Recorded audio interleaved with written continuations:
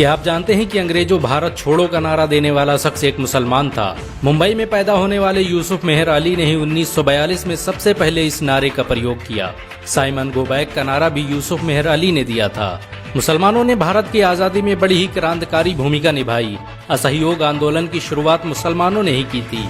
1920 में खिलाफत आंदोलन के दौरान मोहम्मद अली जौहर और मौलाना अबुल कलाम आजाद ने सबसे पहले अंग्रेजी प्रोडक्ट का बहिष्कार करने की रणनीति बनाई, जिसके बाद ये आंदोलन पूरे देश में फैल गया। असहयोग आंदोलन में मुसलमानों ने बढ़ चढ़ कर हिस्सा लिया।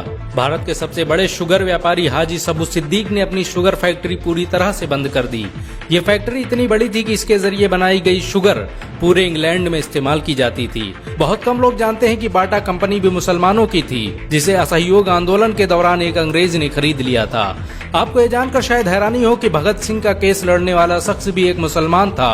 बैरिस्टर आसिफ अली ने भगत सिंह का केस तब लड़ा जब कोई भी भगत सिंह का साथ देने को तैयार नहीं था।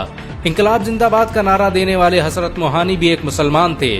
उन्होंने ही भारत की आजादी की रूपरेखा तैयार की थी। इतिहासकारों के मुताबिक 1857 में होने वाले विद्रोह में 50,000 उलमाओं को फांसी दी गई और लाखों मुसलमान सरेआम कत्ल कर दिए गए। 1857 में दिल्ली से लेकर कलकत्ता की रोड पर ऐसा कोई पेड़ नहीं था जिस पर मुस्लिम उलमाओं की लाशें न टंगी हो।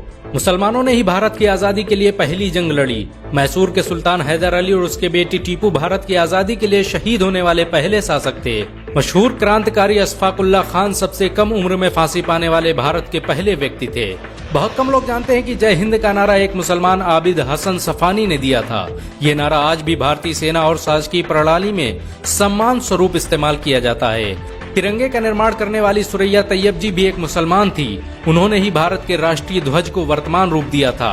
कानपुर में पैदा होने वाले अजीमुल्लाह खान ने ही मादरे वतन भारत की जय का नारा दिया था, जिसमें बाद में कुछ सांप्रदायिक लोगों ने माता शब्द को जोड़ दिया।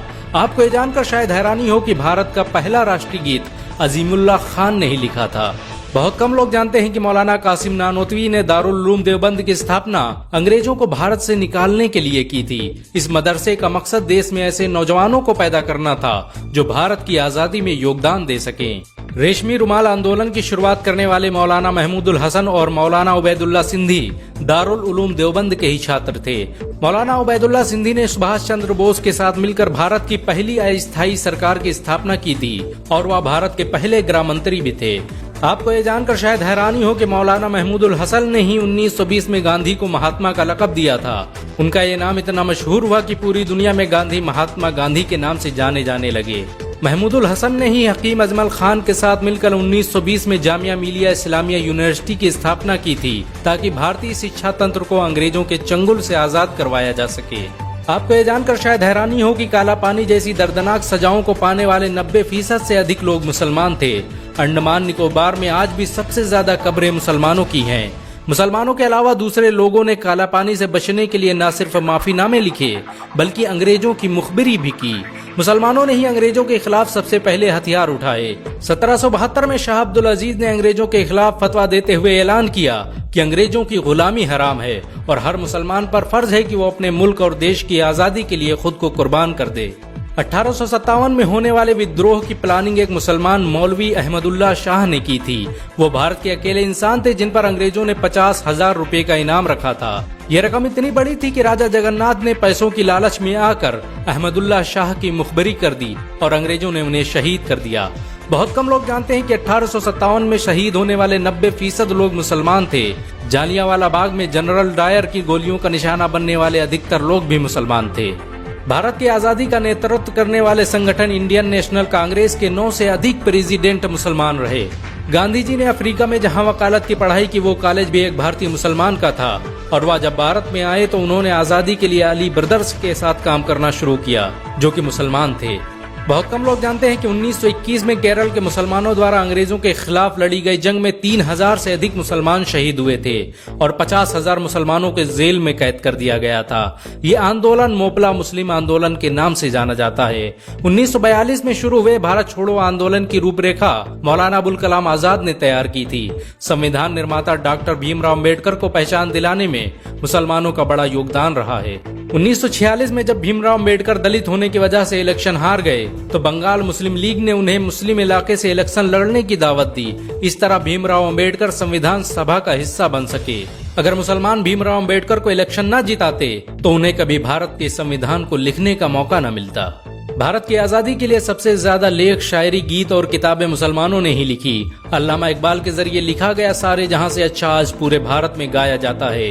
आपको ये जानकर शायद हैरानी होगी कि देश के लिए शहीद होने वाला पहला पत्रकार मौलाना मीर बाकर एक मुसलमान था। भारत की आजादी के लिए मुस्लिम राजाओं और महाराजाओं ने अपने खजाने खोल दिए। कोलकाता के हाजी उस्मान सईद ने अपना सब कुछ भारत की आजादी के लिए कुर्बान कर दिया। हाजी उस्मान की अमीरी का अंदाजा इसी बात से लगाया जा सकता है कि 1920 तक कोलकाता में बनने वाला हर स्कूल और हर बड़ी बिल्डिंग उन्हीं की थी। कोलकाता के पहले सुपर स्टोर कैश बाजार की बुनियाद हाजी सईद ने ही रखी थी, लेकिन बाद में उन्होंने अपनी सारी दौलत देश को दान कर दी और खुद एक किराए के घर में रहने लगे। अमीर हमजा और अब्दुल हबीब यूसुफ मरफानी जैसे मुसलमानों ने अपनी अरबों रुपये की संपत्ति देश की आजादी के लिए कुर्बान कर दी। सुभाष चंद्र बोस द्वारा अफगानिस्तान में स्थापित की गई सरकार में 9 में से 5 मंत्री मुसलमान थे।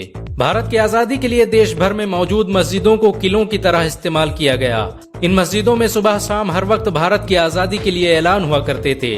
आजादी के वक्त कोई मस्जिद ऐसी नहीं थी जिसकी दीवारों पर मुसलमानों का खून न लगा हो। इन सब के अलावा ऐसे करोड़ों मुसलमान हैं जिन्होंने भारत की आजादी और उसकी अस्मिता के लिए अपना सब कुछ कुर्बान कर दिया। सच तो ये है कि भारत की आजादी मुसलमानों के बगैर मुमकिन न थी। भारत आज भी आजादी के लिए मुसलमानों का एहसानमंद है।